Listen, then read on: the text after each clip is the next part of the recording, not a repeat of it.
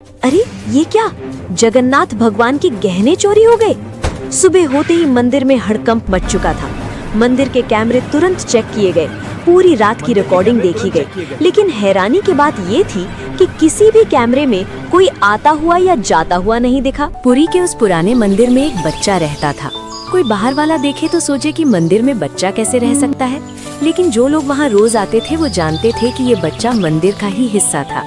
उसका कोई नाम कागजों में नहीं था, ना माँ थी, ना बाप, ना कोई पहचान। लोग उसे बस मुगु कहकर बुलाते थे। मुगु की उम्र कोई 8 या 9 साल रही होगी। फटे कपड़े, नंगे पैर और आंखों में एक अजीब सी शांति।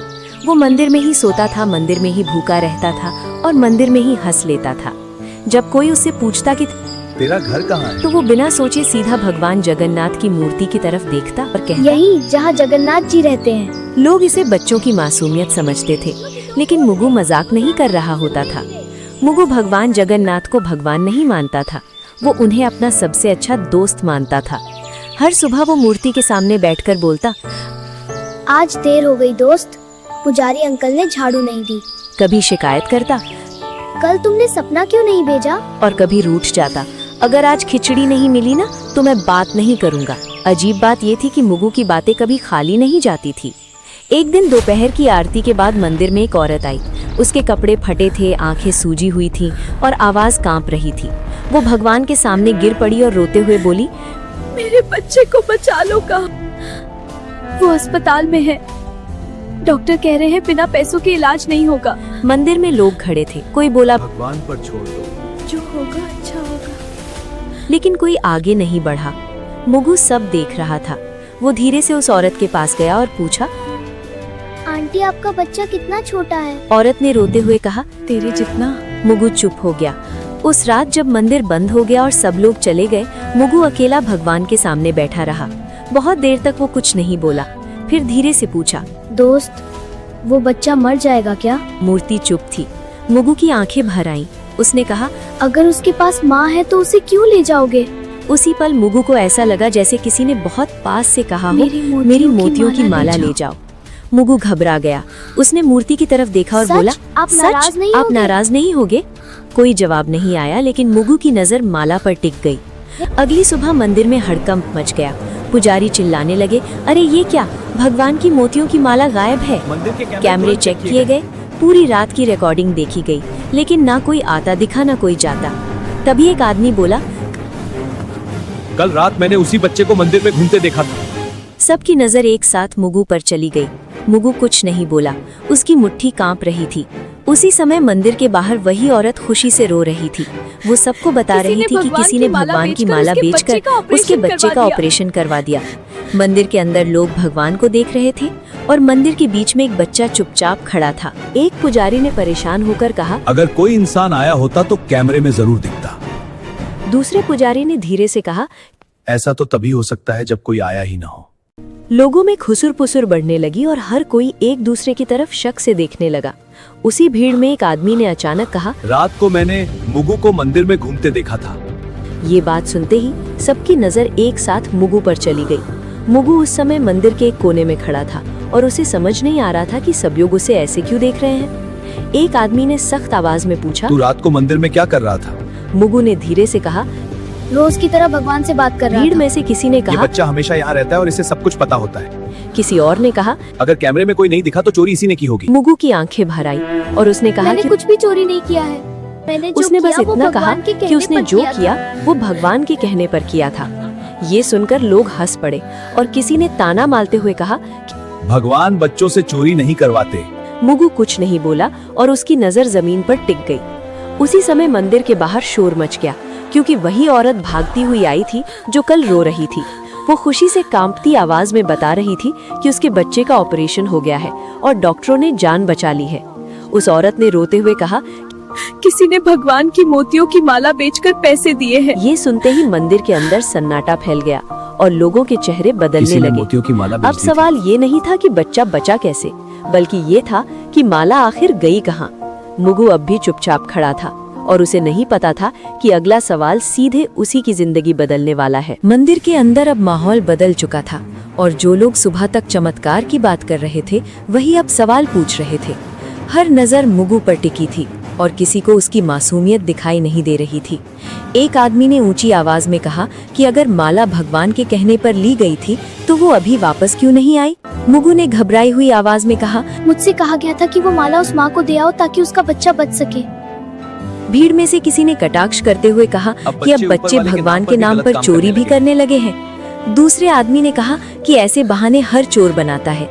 मुगु ने रोते हुए कहा कि वो झूठ नहीं बोल रहा है और उसने कुछ भी अपने लिए नहीं रखा। उसने कहा कि अगर माला चाहिए तो वो भगवान से पूछ ले कि सच क्या है। ये बात सुनकर पुजारी भी असहज हो गए क्योंकि कोई भी भगवान से सवाल नहीं करना चाहता था। मुख्य पुजारी ने कड़े शब्दों में कहा कि जब तक सच्चाई सामने नहीं आती तब तक बच्चे का यहाँ रुकना ठीक नहीं होगा। तब तक बच्चे को मंदिर में नहीं रहने दिया जाएगा। मुगु को जैसे ही ये बात समझ आई, उसका चेहरा सफेद पड़ गया। उसने डरते हुए पूछा कि क्या अब वो भगवान के पास भी नहीं रह सकता? किसी ने जवाब नहीं दिया और दो आदमी आगे बढ़कर उसे मंदिर के बाहर ले गए। मुगु बार बार पीछे मुड़कर भगवान की मूर्ति की तरफ देख रहा था, जैसे किसी जवाब का इंतजार कर रहा हो। मंदिर के बाहर उसे पत्थर की सीढ़ियों पर बैठा दिया गया और कहा गया कि यहाँ से कहीं मत जाना। धूप तेज थी और मुगु को प्यास लग रही थी, लेकिन किसी ने पानी तक नहीं दिया। अंदर मंदिर में पूजा फिर से शुरू हो गई और लोग भगवान से सुख शांति की प्रार्थना करने लगे।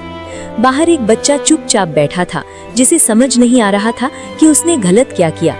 मुगु ने खुद से कहा, अगर भगवान ने कहा था तो फिर सजा मुझे क्यों मिल रही है? उसकी आंखों से आंसू गिरने लगे और वो पहली बार भगवान से बिना बोले सवाल कर रहा था। उसी समय मंदिर के अंदर अचानक हवा तेज चलने लगी और दीपक की लौ हिलने लगी।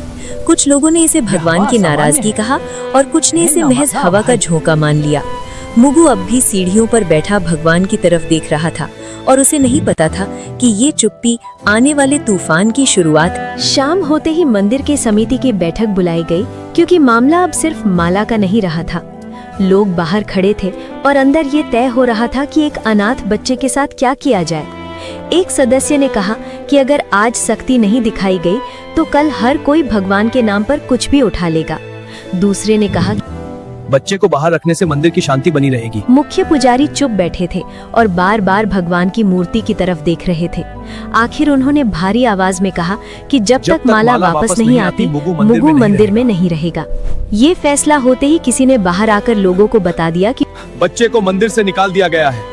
भीड़ में कुछ लोग चुप थे और कुछ ने सिर हिलाकर सहमति जता दी। मुगु को जब ये बताया गया तो उसने बहुत धीमे से पूछा कि क्या वो रात को भी यहाँ नहीं सो सकता? कोई जवाब नहीं आया और उसे मंदिर के मुख्य दरवाजे से बाहर कर दिया गया। मुगु दरवाजे के पास कुछ देर खड़ा रहा और फिर सीढ़ियों पर बैठ गया। उसे समझ नहीं आ रहा था कि भगवान के घर में उसके लिए जगह कैसे खत्म हो गई। उसी समय मंदिर के अंदर एक पुजारी ने देखा कि भगवान की मूर्ति के पास रखा फूल मुरझा गया है।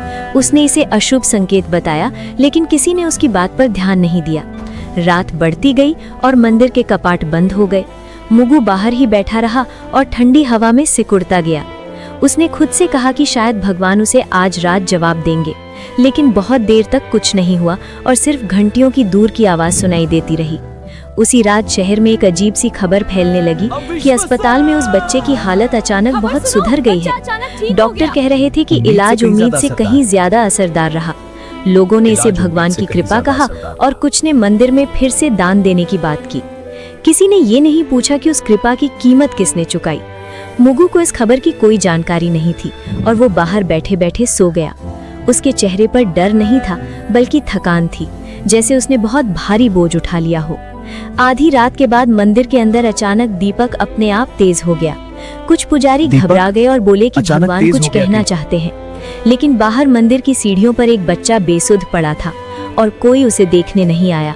मुगु की सांसें हल्की थी और उसे नहीं पता सबसे कठिन होने वाली है। सुबह होते ही मंदिर के बाहर लोगों की भीड़ फिर जमा होने लगी, क्योंकि रात की घटनाओं ने सबको बेचैन कर दिया था। कुछ लोग कह रहे थे कि भगवान ने संकेत दिए हैं और कुछ लोग अब भी यही मान रहे थे कि बच्चा झूठ बोल रहा है। उसी बीच एक पुजारी ने ध्यान दिया कि भगवान की मूर्ति के पास रखी दूसरी माला की एक मोची ढीली हो गई है। उसने पास खड़े पुजारी से कहा कि अगर कोई चोर होता तो बाकी गहनों को भी हाथ लगाता। ये बात धीरे धीरे भीड़ तक पहुंची और पहली बार लोगों को लगा कि कहानी वैसी नहीं है जैसी दिखाई जा रही थी। एक आदमी ने कहा कि अगर बच्चा चोर होता तो वो मंदिर छोड़कर भाग जाता। लोगों की नजर बाहर सीढ़ियों पर पड़ी जहां मुगु बेसुध पड़ा था। उसका चेहरा पीला था और उसकी आंखें आधी खुली थीं। एक औरत ने घबराकर कहा कि बच्चे को उठाओ और पानी दो। जब उसे छुआ गया तो सब समझ गए कि मुगु को तेज बुखार है। मुगु ने बहुत धीमी आवाज में कहा कि उसने गलत कुछ नहीं किया है। उसने बस इतना कहा कि भगवान ने कहा था कि किसी की जान बचाना सबसे जरूरी है। ये सुनकर कुछ लोग चुप हो गए और कुछ की आंखें झुक गईं। मुख्य पुजारी आगे आए और पहली बार उन्होंने मुगु की बात ध्यान से सुनी। पुजारी ने उससे पूछा कि भगवान ने तुझसे और क्या कहा था। मुगु ने कांपती आवाज में कहा, भगवान ने कहा था कि सच सामने आने में समय लगता है। उसी समय अस्पताल से एक आदमी मंदिर पहुंचा जिस बच्चे और का उसने ऑपरेशन हुआ बताया था, कि उसकी जिस हालत अब बच्चे पूरी का तरह ऑपरेशन ठीक है। हुआ था उसकी हालत अब पूरी तरह ठीक ऑपरेशन है। के पैसे उसने अचानक ये मिल भी गए कहा थे। कि ऑपरेशन इसलिए के डॉक्टरों ने पैसे बिना देर अचानक किए इलाज मिलने शुरू से कर दिया। डॉक्टरों ने तुरंत इलाज शुरू कर दिया था। अब मंदिर में सन्नाटा था और लोग एक दूसरे को देखने लगे। सबको समझ आ रहा था कि अगर माला न गई होती तो शायद वो बच्चा आज जिंदा न होता। लेकिन सवाल अब भी वही था कि माला मंदिर से बाहर कैसे गई। किसी ने फिर से कैमरे देखने की बात कही। जब कैमरे दोबारा चेक किए गए तो एक अजीब बात सामने आई। रात के ठीक उसी समय जब माला गायब हुई थी, सभी कैमरे कुछ सेकंड के लिए अपने आप बंद हो गए थे। टेक्नीशियन ने कहा कि ये आम बात नहीं है और बिजली में कोई दिक्कत भी नहीं हुई थी। लोगों के चेहरे पर डर साफ दिखाई देने लगा। मुख्य पुजारी ने भारी आवाज में कहा कि अगर ये सब सच है तो ये चोरी नहीं थी। उन्होंने कहा कि ये किसी की परीक्षा हो सकती है। मुगु को उठाकर अंदर लाया गया और पहली बार उसे भगवान के सामने बैठाया गया। उसने थकी हुई आंखों से मूर्ति को देखा और बहुत धीमे से कहा कि उसने वही किया जो दोस्त ने कहा था। लोग चुप थे और किसी के पास कहने को कुछ नहीं था। सबको लग रहा था कि सच्चाई सामने आ रही है, लेकिन अभी पूरी नहीं हुई है। मंदिर के अंदर अब सन्नाटा था, लेकिन उस सन्नाटे में भी कुछ लोग सच को मानने के लिए तैयार नहीं थे। एक सदस्य ने कहा कि कैमरे बंद होना तकनीकी गड़बड़ी भी हो सकती है और इसे चमत्कार मान लेना ठीक नहीं है।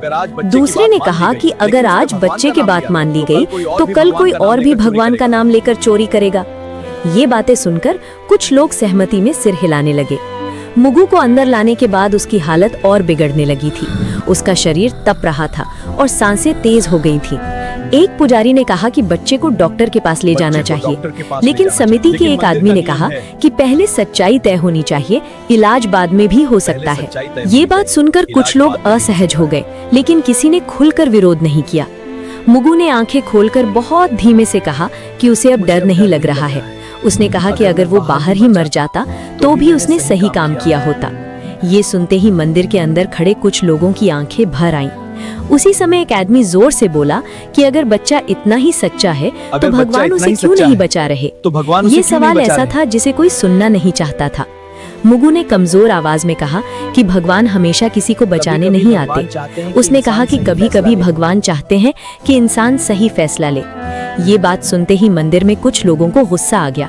एक आदमी ने कहा कि ये बच्चा भगवान बनकर बोल रहा है। मुगु ने बहुत मुश्किल से मुस्कुराते हुए कहा कि वो भगवान नहीं है, बस दोस्त की बात बता रहा है। उसकी आंखें धीरे धीरे बंद होने लगी।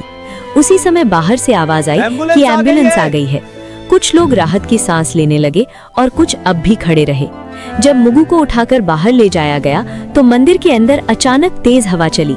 दीपक की लौ एक पल के लिए सीधी खड़ी हो गई। कुछ पुजारी डर गए और बोले कि अब देर हो चुकी है। किसी ने पूछा कि किस बात के लिए देर हो चुकी है, लेकिन कोई जवाब नहीं आया। मुगु को एम्बुलेंस में डाल दिया गया और दरवाजा बंद हो गया। उसकी उंगलियां ढीली पड़ रही थीं और उसकी सांस बहुत हल्की हो गई थी। मंदिर के अंदर लोग अब भी बहस कर रहे थे कि सच क्या है। उसी समय एम्बुलेंस के सायरन की आवाज दूर होती चली गई।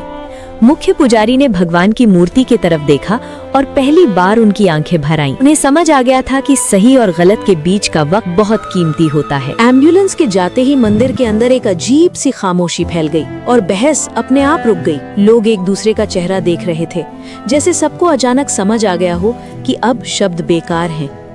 कुछ देर बाद अस्पताल से फोन आया और मुख्य पुजारी ने कांपते हाथों से कॉल उठाई। डॉक्टर ने बताया कि बच्चे की हालत बहुत नाजुक है और अगला 1 घंटा बेहद अहम है। ये सुनते ही मंदिर में मौजूद कई लोगों के चेहरे पीले पड़ गए। किसी ने धीमे से कहा कि अगर हमने उसे पहले भेज दिया होता तो शायद हालात अलग होते। एक आदमी ने गुस्से में कहा कि अब पछताने से क्या फायदा, जो होना था वो हो चुका है। लेकिन उसकी आवाज में भी भरोसा नहीं था, सिर्फ डर था। हो चुका है। उसी समय वो औरत फिर मंदिर पहुंची, जिसका बच्चा अस्पताल से बचकर लौटा था। उसने मुगु के बारे में पूछा और जब उसे सच बताया गया तो वो जमीन पर बैठ गई। वो रोते हुए बोली कि अगर उसका बच्चा बचा है तो उसकी वजह वही अनाथ बच्चा है। उसने कहा कि वो माला नहीं थी, बल्कि भगवान का भरोसा था जो बिक गया था। ये सुनकर मंदिर में खड़े लोग सिर झुकाने लगे। किसी की हिम्मत नहीं थी कि उस औरत की आंखों में देख सके। उसी वक्त अस्पताल से दोबारा फोन आया और इस बार आवाज और भी गंभीर थी। डॉक्टर ने बताया कि बच्चे की सांसें बहुत धीमी हो रही हैं और शरीर जवाब दे रहा है। मुख्य पुजारी ने बिना कुछ बोले फोन रख दिया। उन्होंने पहली बार साफ शब्दों में कहा कि ये सब किसी चोरी की कहानी नहीं थी। उन्होंने कहा कि ये परीक्षा थी और हम सब उसमें फेल हो गए। उनकी आवाज में गुस्सा नहीं था, सिर्फ टूटन थी। कुछ लोग रो पड़े और कुछ बस दीवार की तरफ देखते रहे। हर किसी को लग रहा था कि अगर समय को थोड़ा पीछे किया जा सकता तो सब कुछ बदल सकता था। मंदिर के बाहर अचानक तेज हवा चली और धूल उड़ने लगी। कई लोगों ने इसे भगवान का संकेत माना, लेकिन अब किसी के पास जवाब नहीं था। अस्पताल से आखिरी बार फोन आया और इस बार लाइन के उस तरफ सिर्फ सन्नाटा था। कुछ सेकंड बाद डॉक्टर ने कहा कि उन्होंने पूरी कोशिश की, लेकिन बच्चा नहीं बच पाया। ये सुनते ही मंदिर में खड़े कई लोग जमीन पर बैठ गए। किसी ने भगवान को दोष नहीं दिया, क्योंकि अब सब समझ चुके थे कि गलती कहाँ हुई थी। मुख्य पुजारी ने भगवान की मूर्ति की तरफ देखा और बहुत धीमे से कहा कि हमने बहुत देर कर दी। उन्हें एहसास हो गया था कि इंसान जब फैसले टालता है तो उसका अंजाम हमेशा किसी और को भुगतना पड़ता है। मुगु के जाने के बाद मंदिर में पहली बार ऐसा हुआ कि भीड़ होने के बावजूद कोई शोर नहीं था। लोग दर्शन के लिए आ रहे थे, लेकिन किसी के चेहरे पर वो पुरानी श्रद्धा नहीं दिख रही थी।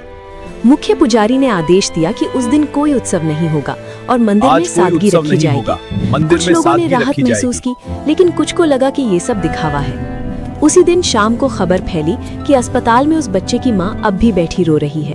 उसने कहा कि उसका बच्चा तो बच गया, लेकिन जिस बच्चे ने उसे बचाया वो चला गया। ये बात सुनकर कई लोग पहली बार घर जाकर चुपचाप रोए। किसी ने किसी को नहीं बताया, लेकिन हर किसी के भीतर कुछ टूट चुका था। अगली सुबह मंदिर के एक कोने में सफाई करते समय एक पुजारी को फर्श पर कुछ पड़ा मिला। वो एक छोटी सी पोटली थी जिसे मुगु हमेशा अपने पास रखता था। पोटली खोली गई तो उसमें कोई पैसा नहीं था, कोई खिलौना नहीं था। उसमें बस एक पुरानी रुई की माला थी और एक कागज का टुकड़ा। कागज पर मुगु की टूटी फूटी लिखावट में लिखा था कि अगर भगवान की माला वापस आ जाए तो किसी को सजा मत देना। उसने ये भी लिखा था कि दोस्त ने कहा है कि सही काम का इनाम हमेशा जिंदा रहना नहीं होता। ये पढ़ते ही मुख्य पुजारी की आंखें भर आईं और उन्होंने कागज चुपचाप मोड़ लिया। उन्होंने किसी को वो पंक्तियां जोर से नहीं पढ़कर सुनाई। उसी समय एक और अजीब बात हुई जिसे सबने महसूस किया, लेकिन कोई बोल नहीं पाया। भगवान की मूर्ति के गले में अगली सुबह मोतियों की वही माला वापस दिखने लगी। कैमरे फिर चेक किए गए, लेकिन इस बार भी कुछ नहीं दिखा। ना कोई आता दिखा, ना कोई जाता, बस माला अपनी जगह पर थी। कुछ लोगों ने इसे भगवान की लीला कहा और कुछ ने इसे अपनी गलती मान लिया, लेकिन इस बार किसी ने ताली नहीं बजाई और किसी ने जयकारा नहीं लगाया। मुख्य पुजारी ने धीरे से कहा कि ये माला वापस नहीं आई है, बल्कि हमें वापस मिली है। उनकी आवाज में आदेश नहीं था, सिर्फ स्वीकार था। उसी दिन मंदिर के बाहर एक छोटा सा दिया जलाया गया, बिना किसी घोषणा के। लोग आते गए और चुपचाप दिए के सामने सिर झुकाते गए। कोई नहीं जानता था कि ये दिया किसके लिए है, लेकिन सब समझ रहे थे। मुगु का नाम किसी ने नहीं लिया, लेकिन उसकी कमी हर किसी को महसूस हो रही थी। शाम ढलते ही मंदिर के बाहर एक बच्चा आकर सीढ़ियों पर बैठ गया। वो मुगु जैसा नहीं दिखता था, लेकिन उसकी आंखों में वही इंतजार था। एक आदमी ने उसे देखा और कुछ देर तक खड़ा रहा। उसके मन में पहली बार ये सवाल उठा कि क्या वो आगे बढ़ेगा या फिर देर कर देगा। अगली सुबह मंदिर हमेशा की तरह खुला, लेकिन माहौल पहले जैसा नहीं था। लोग दर्शन के लिए आए, सिर झुकाया और बिना ज्यादा रुके बाहर निकल गए। मुगु की बात अब कोई जोर से नहीं करता था, लेकिन हर कोई उसके बारे में सोच रहा था। मुख्य पुजारी ने उस दिन बहुत कम शब्दों में पूजा करवाई। उन्होंने भगवान से कुछ मांगा नहीं, बस चुपचाप हाथ जोड़कर खड़े रहे। मंदिर के बाहर वही आदमी उस बच्चे को लेकर फिर आया। इस बार बच्चे ने डर के बिना सीढ़ियों पर कदम रखा। किसी ने टोका नहीं, किसी ने सवाल नहीं किया। जैसे सब समझ गए हों कि कुछ सवालों का जवाब नियम नहीं होते। उस बच्चे को खाना दिया गया, पानी दिया गया और एक कोने में बैठा दिया गया। वो बार बार भगवान की मूर्ति की तरफ देख रहा था। उसने आदमी से पूछा भगवान कि क्या मुझसे भगवान नाराज उससे होंगे? नाराज होंगे। आदमी ने कहा कि भगवान कभी बच्चों से नाराज नहीं भगवान होते, कभी बच्चों से इंसानों नाराज से नहीं होते हैं। इंसानों से ये होते हैं। सुनकर बच्चा हल्का सा मुस्कुराया, ठीक वैसे ही जैसे कभी मुगु मुस्कुराया करता था। शाम को मुख्य पुजारी बाहर आए और पहली बार लोगों से बोले। उन्होंने कहा कि भगवान ने किसी से माला वापस नहीं मंगवाई थी, बल्कि हमें हमारी इंसानियत याद दिलाई थी। उन्होंने कहा कि भगवान की सबसे बड़ी पूजा समय पर लिया गया सही फैसला होता है। भीड़ में खड़े कई लोगों की आंखें भर आईं। मंदिर के बाहर जल रहा दिया अब भी जल रहा था, लेकिन अब वो किसी की मौत की याद में नहीं, बल्कि एक जिम्मेदारी की तरह जल रहा था। वही औरत जिसका बच्चा बच गया था मंदिर आई। उसने उस बच्चे के सिर पर हाथ रखा और कहा कि कुछ कर्ज कभी उतरते नहीं हैं। बच्चे ने उसका हाथ पकड़ लिया। उसे शायद पहली बार लगा कि वो अकेला नहीं है। मंदिर की सीढ़ियों पर खड़े होकर आदमी ने आखिरी बार अंदर देखा। उसे लगा जैसे भगवान चुप नहीं है, बस देख रहे हैं। और उस चुप्पी में एक बात साफ थी, भगवान हमेशा किसी चमत्कार से नहीं, कभी किसी इंसान के फैसले से काम करते हैं। मुगु अब वहां नहीं था, लेकिन अगर कोई आज देर नहीं करता तो यही उसकी सबसे बड़ी मौजूदगी थी। कहानी हमें ये सीख देती है कि कई बार बच्चे घर से पैसे ले लेते हैं या चुरा लेते हैं तो माँ बाप बहुत गुस्सा हो जाते हैं और जाने क्या क्या कह देते हैं। मगर हमेशा याद रखिए, हर कहानी के दो पक्ष होते हैं। चाहे एक पक्ष आपको कितना भी सही या कन्विंसिंग लगे, दूसरे पक्ष को भी सुनना चाहिए। पहले ये जानिए कि उस बच्चे की स्थिति और परिस्थिति क्या है, उसके बाद ही कोई निर्णय ले और उसे प्यार से समझाएं। अगर आपको ये कहानी या इसकी सीख अच्छी लगी हो तो कमेंट में जय जगन्नाथ लिखें और इसे दूसरों के साथ भी साझा करें ताकि वे भी इससे सीख सके। जय जगन्नाथ।